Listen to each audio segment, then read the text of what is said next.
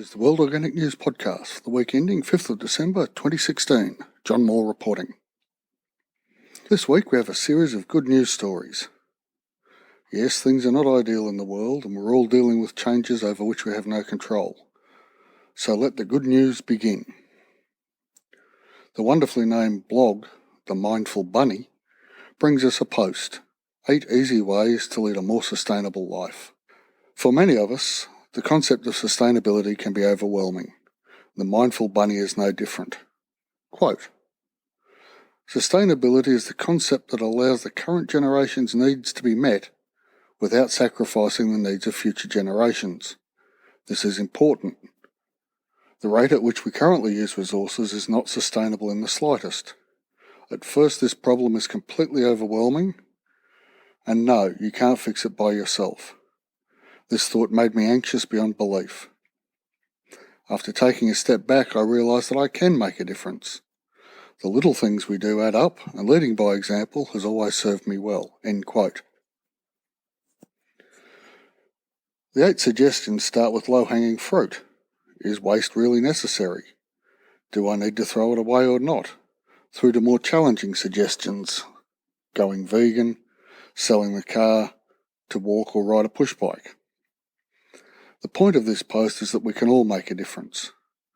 Even if we only choose to use the first few suggestions and put them into practice, we will make a difference. The way to change the world is by many of us doing small things to achieve massive outcomes. The Mindful Bunny gives us a good place to start. The next post comes from the Genetic Literacy Project, which brings us a story that should be shouted from the rooftops, spread across the web and lead to such massive change we can all breathe a little easier. The post is entitled USDA, Organic Corn and Soy More Profitable than Conventional Crops Despite Their Higher Costs. Let me just reread that title so you're sure of what I said. USDA, Organic Corn and Soy More Profitable than Conventional Crops Despite the Higher Costs. This is information we should spread far and wide. Many of us already knew this to be the case, but now it has been proven, in inverted commas, econometrically. Quote, "The premiums organic farmers receive for growing these crops more than compensate for the higher cost of production," says Catherine Green, Senior Agricultural Economist with the USDA's Economic Research Service. End quote. I'd even question the higher costs of organic production when we factor in the costs of herbicides, pesticides and annual seed purchases that do not occur in organic systems. These alone, on economic grounds, point towards organic systems. Given good design, labour costs are little more than, or even less than conventional systems. And all this is before we include the benefits to pollinators, soil biota, water systems, and all life on Earth generally. So spread the word of this post. Spread it as far and as thickly as you can. Following on with the good news, the blog ideas.ted.com brings the post How Ancient Wisdom Can Help Us Adapt to Climate Change. The author, Coco Liu, brings us 4 old ideas making a comeback, especially with regards to drought. The first is an old variety of rice, and a longish quote here. Quote, "Floating rice is well adapted to floods," Nguyen says.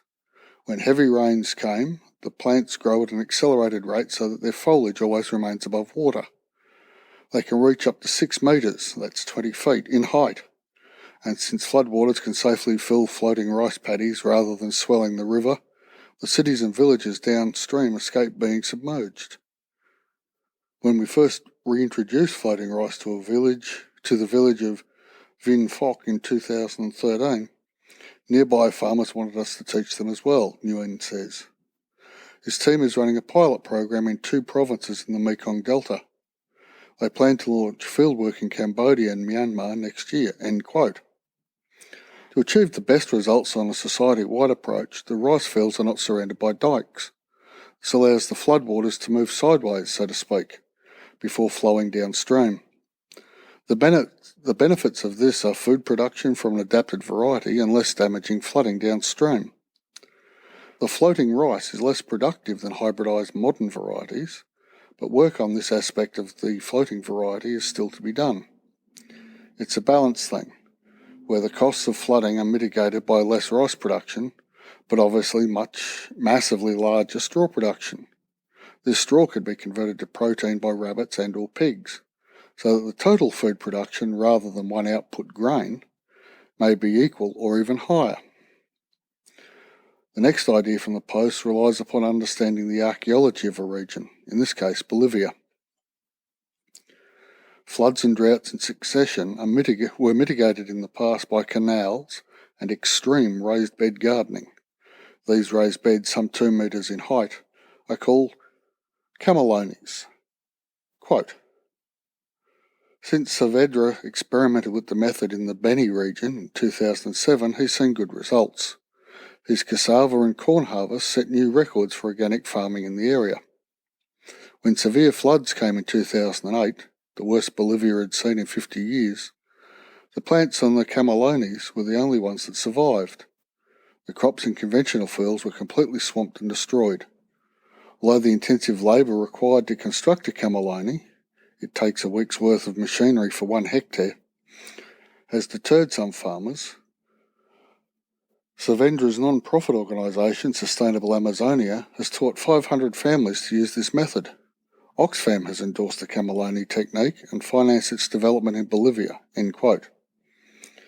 Perhaps it is worth remembering the words of Joel Salatin, and I'll paraphrase. We're really good as a culture at hitting targets. What we're not so good at is asking if we're aiming at the right target. Coco then goes on to talk about an old trial habit in Kenya of calling a council called a dedha. It's all about managing feeding resources during drought by allocating grazing for the whole community. It is an interesting idea and not dissimilar to how commons were grazed in medieval Europe for the benefit of all in the community. The final idea from this post is ducks, not pesticides. Quote, in northern China's Heilongjiang province, apologies to all our Chinese listeners, there, chilli springs used to hold back the hatching of pests, but with rising temperatures the delay is fading away and pests are proliferating. Many farmers turn to intensive pesticide use, which has saved their crops, but killed large amounts of wildlife. I was in a village where there were no frogs and no swallows. Instead, I saw empty pesticide bottles everywhere, says Fang Yongjiang, a Chinese farmer and entrepreneur in the province. The village was so quiet it was scary. So Fang devised a chemical-free approach, using ducks to patrol the rice paddies, a technique that his ancestors relied upon for at least 600 years. The ducks feed on insects and weeds without consuming the rice plants, while their droppings serve as fertiliser, end quote. And you get duck eggs and duck meat. Using animal to do the jobs of chemicals is really a no-brainer. It is a mimicking of nature, and it is always easier to work with the systems nature has tested in the fire of evolution than to reinvent the wheel. Pretty much all problems in agriculture and gardening have already been solved, if only we take the time to see them. And our final post this week comes from the One Cow Revolution blog and has the tempting title, Become a Farmer in 7 Days. Surprisingly, if you know what you're doing, this is doable. From vacant overgrown block to farm in 7 days. The first 2 days will give you some idea of what this post is about. A link to the full article and all other articles mentioned on this show are in the show notes. This particular post had me smiling extremely broadly.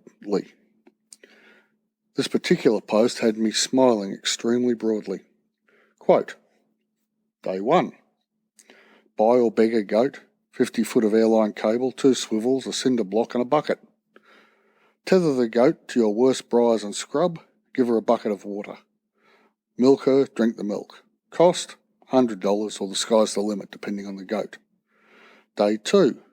Build a 4 by 8 foot compost bin and put a dog carrier at one end and install 6 pullets.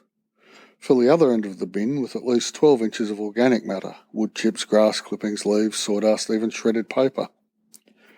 Add all your kitchen and table scraps and let the chickens go at it. Milk the goat, move the tether.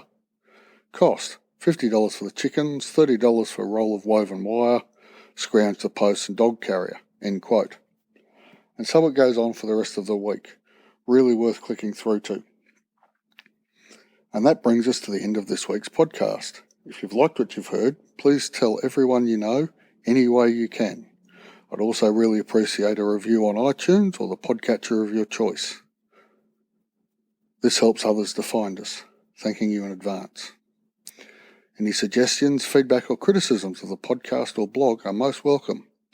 Email me at podcast@worldorganicnews.com. Thanks for listening, and I'll be back in a week.